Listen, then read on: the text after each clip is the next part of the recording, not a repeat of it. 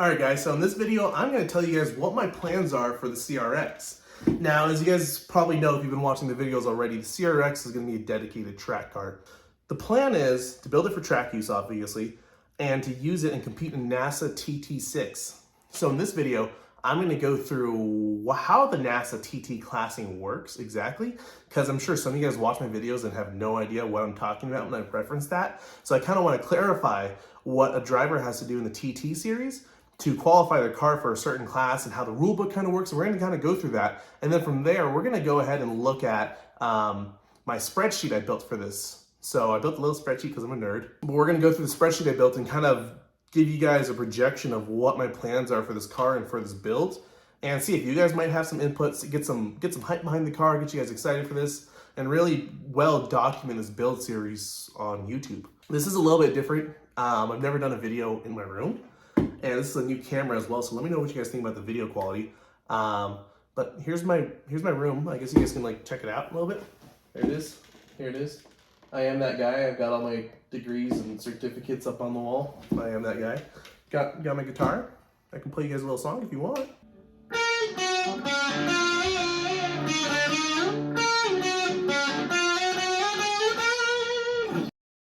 Start off with showing you guys how the NASA TT calculations work. Now, NASA has a nice little tool here on their website for this to do the calculations. There is a deeper rule book that goes into more rules, and we're not going to really dig into that. There's just more nuances, like, for example, I'm not sure the exact number, but in TT6, the factory BHP can't be above a certain number. I believe it's like 170 something.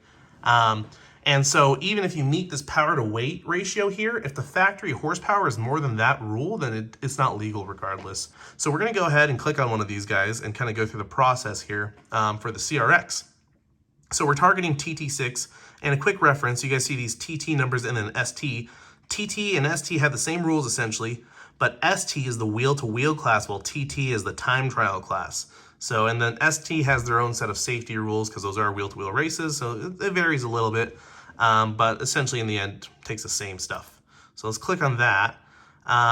We were going to start off with our weight, right? And with me in the car, I'm not sure how much the car weighs. Its wet weight, I'm not too sure. I think its dry weight's 2,000 flat from the factory.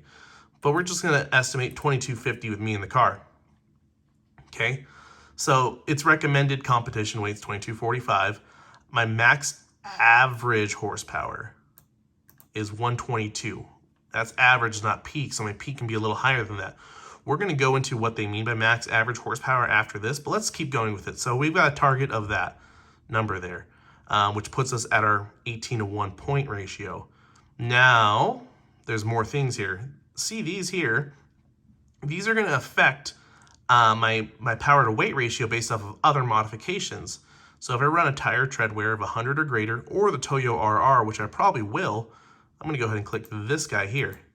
Now you guys saw that my horsepower changed here. It didn't really change my weight, but my horsepower changed here. So the horsepower is going to be the dynamic figure here, and your weight's going to be the static figure. So let's keep going through this. So suspension, the CRX does utilize a double wishbone A-arm setup, so that actually hurts me a little bit, takes off points. The larger your point number gets, the more power you can get. So the larger that 18, or the more above 18.1 you go, the more power you can add to your car to bring it down to that 18:1 and vice versa. So that actually killed us on power. Now I can go down to an average of 121. We're going to kind of go through this. We have adjustable arms on the car, so we do have to click that off. A lot of people will opt for not in running factory parts like Miata guys. But since we already had the parts on the car, and I think the alignment's going to be crucial on the CRX for the best performance, we're going to keep it that way. This doesn't apply to us. I don't believe this will apply to us. So if I went to a coilover that had a remote reservoir, that I would take a hit there. So my goal is to get coilovers that do not have a remote reservoir. So like in my 1 series, this is hurting me. Increase in track width, not applicable. None of those are applicable anymore. This doesn't apply to us. Now there's BTM Aero, which is base trim model Aero, which is your most base model car. My 1 series, nor does the CRX apply for this because they're both higher trim levels. It has to be the base model, so that we can't take that. But none of these other ones do. I'm not going to add a wing yet. It might be crucial. We'll see where power ends up. let's keep going through this and we'll come back and talk about the wing. Nothing else though, but otherwise front wheel drive, yeah. So that helps us a little bit. So as is, I can target a max average wheel horsepower of 122. If I add a wing, it'll be 115. So before I decide on a wing, I want to see what power it's making right now and kind of see, are we close to this number or not? Because I know we do have those high compression pistons and we have some bolt-ons. So maybe we are making 120 wheel in that car. We'll have to dyno it and figure it out. I know in CRXs, even though I can't run a splitter in TT6, which is found deeper in the rulebook, running a wing is really beneficial at high speed since that car is so snappy. And then otherwise, from here, you just put in what series you're going to run in. You can technically run both or all three of these if you want, if your car meets the rules for the wheel-to-wheel stuff. You got to fill out your stuff, and then you have to upload your dyno sheet and other documents. And so with that said, we're going to go into the documents for how to dyno the car. So this is the dyno classification form I actually have for my 1 series, and this is how you calculate your average wheel horsepower. So some of you guys might be thinking, well, your average, like you make 5 horsepower at 750 RPM, but then you make your power up top. And what they do here is you get your peak horsepower, and depending on your RPM band, you select, so my 1 series revs a little over 7,000, so I pick the highest 7 data points above along with max horsepower. So I take those from up there. I will take 7 data points from my dyno sheet. I'm a hot mess, 1 sec. I'll take 7 data points from my dyno sheet plus the peak wheel horsepower, add them up, divide them by 8, and that's your average. So I have an average of 193. You have to go to a very specific dyno that NASA approves, and it has to be a shop that can get you this form, because the way you calculate it and what you have to submit is this guy here. So here is data points, increments of 50 RPM and what my horsepower is on that car. So from there, we know our peak's right here. There's our peak at 6,200 RPM. And you can see here, we got some data points below. And then on the next page, some data points above. And then we selected the points that we needed and tallied them up, got our average. And that's how you calculate your average horsepower. So I do need to go dyno the CRX. So guys, like I said, I made a spreadsheet on Excel because I'm a nerd. This is what engineers do. We just sit on Excel all day and punch buttons. Anyway, but what I've done here is I've kind of put down all the parts I feel the car needs to improve and within the guidelines of this classification form here. So what I've also done is I've tallied up the prices. I've got the brands I'm targeting. And then I've got our priority list I created. This is kind of what I want to focus on first. I want to make sure I get all the 1s first before I get anything from the 2s, right? But let's kind of go through it real quick. So it needs a bucket seat. If you guys watched my autocross video of this car, it was a mess trying to stay in the car because the seats are just terrible. If you haven't seen that video, I suggest watching it after this one. It's on my channel and I'll link it down below. I'm looking at O&P for seats. I found some at Evasive for $400, which isn't too bad of a deal for a really high quality seat. I might have a lead on a used one locally, so we'll see what happens there. Wheels, I think I'm gonna go with Koenig. What's kind of cool is Koenig offers a sponsorship for any NASA, TT, or competition driver. And this is all public, so if you want to look at these, you can kind of dig through the internet and find the link for this. But that would put me at about under $500 for some Koenig wheels. Then tires, I think I'm gonna go with the Toyo RRs again, like I was running last year. They seem to have the best contingency and the best performance when you factor those. Hoosier and Maxxis also offer contingencies, and Hankook as well. But I'll kind of go into what the contingencies are for those tires and what a contingency is in general. And that will kind of highlight my deciding factor there, but we'll do that after we go through all these parts here. So then I need to do valve stem seals on the CRX. I actually got those. I'm probably gonna do those very soon, probably after this video, maybe. I need a seat bracket for the seat, of course, and I've just got the link and prices all here. Brake pads, we're gonna go with Hawk. I'm just gonna do the fronts for now. I was kind of reading on some stuff for the CRX, and even Andy Hollis, who won his class in One Lap of America in his K-powered CRX, was still using drum brakes in the rear with some aftermarket shoes. So where I'm still the stock D16, I think I really just need to make sure those rear drums are good and just run some really good pads in the front. The car doesn't weigh that much and doesn't make that much power, so brakes aren't going to be a major stress point. I also want to get a new steering wheel. I kind of want something bigger. I really like Personal wheels, the Personal brand. Like, oh man, these just look so good. Like, Ayrton Senna had one in his Honda McLaren Dealio. Man, just fits a Honda really good. So that's a plan there. I want to put a factory SI bumper on. I want to put factory headlights in the car. I'm not really a fan of the black ones I have. And same thing with the bumper. I have an SIR bumper, which I might just sell and then buy a stock SI bumper. I would love to keep the SIR front end, but I can't find the hood nor the SIR headlights for under $2,000. Just crazy. So I'm probably gonna sell those off. I'm gonna get aero latches instead of hood pins. We're gonna do a radiator and oil cooler as well. That's gonna come up pretty close. I messed up my spreadsheet. Oh, I'm probably not gonna go with Mishimoto now. Honestly, I've got these prices here, but I think I'm gonna piece something together from Koyo instead. I was looking at Black Friday sales. Today's the day after Black Friday, by the way. And I've already done my documentation here of what the pricing is. And, Mishimoto did the thing where some companies do, where Black Friday sale, look at our sale price. And the Black Friday sale, the sale, was the exact same price it was prior to Black Friday. So that felt just kind of scummy, and I'm not interested really anymore. So I'm going to go with Koyo, and I think Koyo is the better brand. I do want to get vinyl wrap for the car. I want to make sure it looks good, because part of it's like, you got to have a good looking car if you're trying to gather attention from sponsors or, YouTube videos like this. If my car looked like a hoopy, a lot of you guys probably be less inclined to click on it. So I want to do some kind of scheme with vinyl. Not sure if I'm going to do one solid color or kind of a livery. That's to be determined, but I do want to do that, and I've kind of set aside $400 for all that. We do have coilovers, unknown coilovers in the car, but they work. I'm probably gonna go with GC Koni ground control and Koni dampers. That seems to be the best budget option, about $1,400. I know some guys who run Honda Challenges still run these successfully. So yeah, a limited slips on the list here, $750. I'll eventually come down the line. We'll see how badly we need it with how much power we have. Then a wing from PCI Pro Car Innovations. They make a pretty cool wing for this car.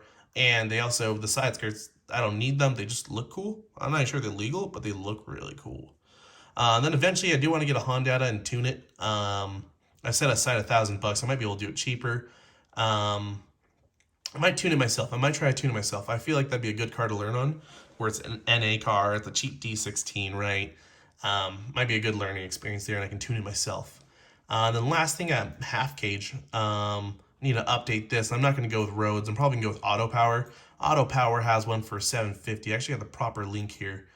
But at least a bolt and roll cage while I keep it a street car. And when eventually if I keep this car long enough, it'll eventually become a wheel-to-wheel car where I'll get a full weld-in cage. But that's further down the line.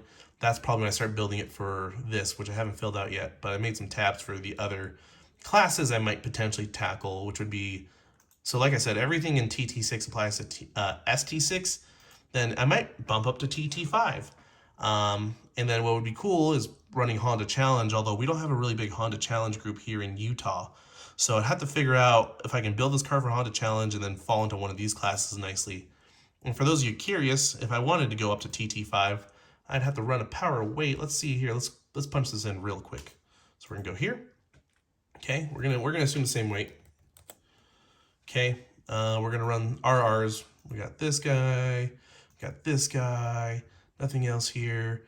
We're gonna run a splitter by the time we get to that point if we're running that fast. Nothing else here.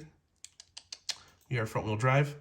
I can get up to 150 average wheel horsepower. I think a good rule of thumb is add 10 wheel to this, and that's what your peak can be. So if I can shoot for a 160 wheel CRX, that would put me in a nice place in this class, which could be done easily with a B16 swap, some sort of K swap. Potentially even just really going ham with the D16. So, and then if I really want to go, we can go even further. Let's say I want to target ST2 in this car. Okay. The nice thing is I don't have to make as much power as a lot of other guys because of the weight of the car. This gets a little more complicated now in the higher classes because now it's gonna give you points based off of width. We're gonna pick the smallest one. I believe that was it. Yeah. We're gonna run same tires, for example. Rear front wheel drive. Nothing else really applies. This gets more unlimited in class. I can run an average of 375 wheel. So we can go with like a crazy K-Series build in the future if we really wanted to. So now we're on the NASA website looking at contingency programs. So if we go through this, there's a list of brands we can get contingency through. They even offer contingency for drivers going through the HPDE program, so pre-competition. So Toyo offers one, Hawk offers one, Neo Motorsports offers one, which is kind of cool. So you can start off and actually start bundling up some cash for some of this stuff, like Toyo tires and Hawk pads, and I'm not sure if Neo does, if I'm honest. So let's go through here. We'll click on one. We're going to go with Toyo tires here. So if I click on Toyo here, we're going to look for the TT program. So there's a bunch, and they pay out differently based off of what you're running. So let's scroll down to the time trial one. See, there's one for Honda Challenge here. We're going to keep going. Here's time trial right here. So the weight, and sorry. So here's time trial here, and this is for regional events. So if you guys are really familiar with autocross, you can get contingency money through national events, but what's nice with NASA is you can win money at a regional level. So we're going to go through here. Regional competition. They base it off of size, so I'm going to be running probably a 225 or lower. I'm not sure if I'm going to run 225 or 205 yet. We're going to kind of figure that out. But nonetheless, I'm going to be here. So at a regional level, if there's only 5 to 6 starters in my class, so a minimum of 5 people, I have to get first place to win any money, or I get nothing here. If there's at least 7 people, if I get first, I get 500, second, get 250, and third gets 250. This is kind of some of my reasoning for going to TT6 as well. I didn't have a lot of competition in TT5. There's a lot of competition in TT6 though. The last NASA event had 10 or 11 cars, so there's plenty of competition. But where in TT5 locally, we've only always had about 5 people, 4 people. So some days I'm not even getting enough people to be eligible. And yeah, the only time I've won money in TT5 is when we had 7 people during the Quaduro. And I believe I came second place, yeah. So, and then if you go to a national level, like the championship races, they pay out even more. This isn't raw cash they're giving you. This is cash to use towards Toyo tires only. So guys, with that said, I hope that clarifies what my plans are for the Honda. I hope that gets some of you guys excited for this project, because I know I am. I hope you guys are really excited. I want some of your guys' feedback. See what you guys think. See if any of you guys track your Hondas now or your CRXs and can give me some suggestions. That'd be super awesome. And let me know down below if you guys are excited for a new video series of building a Honda for track use. Not your typical, like, we're going to put a big motor in it and go gap Mustangs. Like, everyone does that, right? Like, we know the CRX can do that. But I haven't seen much documentation in a build series for track use. So I hope you guys are excited for this. If you're new to the channel, let me know. And let me know if you're excited for this, because I'll make sure to keep pumping out content for the CRX build. So anyway, guys, thank you for watching. If you're new to the channel, make sure to hit the subscribe button and the notification bell. And let's get working on that Honda.